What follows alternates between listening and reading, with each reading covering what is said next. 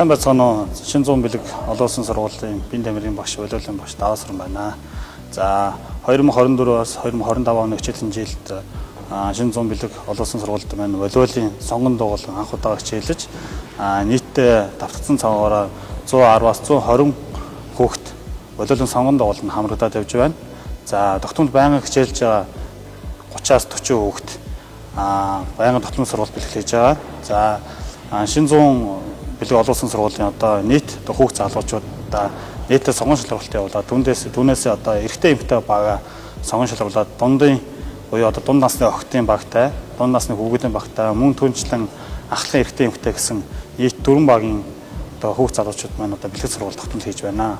Уйлуулын сургалтанд явснаар би дээрээс авал, доороос авалтаа сайжруулж, даваалтаа мөн сайжруулсан байгаа.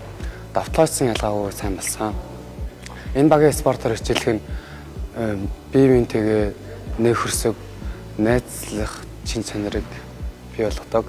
24-өөс 25 оны хичээлийн жилдээ нийтдээ төлөвлөсөн ёсоор бол 12 тэмцээн байсан. За үүнээс бид оролцсон тэмцээн бол одоогоор 10 тэмцээний уралдаанд оролцсон амжилттай сайн оролцоод явж байна.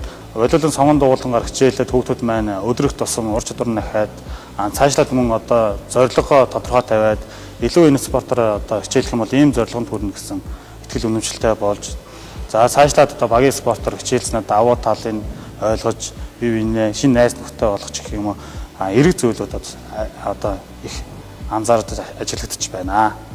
Бэлтгэл маань ерөнхийдөө 7 хоногт баг, дунд, ахлахууд нь бүгд тусдаа ордог, эр имээр тусдаа ордог. За бид бэлтгэл сургалт хийхээс гадна өөр клуб болон сургуулийн хүүхдүүдтэй нөхцөл тоглолтууд хийдэг. За мөн түнчлэн одоо хүүхдүүдийг багаас нь спортын одоо волейбол спортын суурьтай болгох үүднээс U12, U13, U14, U15, U16 насныхны ангилаар болж өгөл тэмцээн уралдаанд оролцуулах зорилготой хүүхдүүдэд одоо бэлтгэл сургалтыг хийлгээд явж байгаа.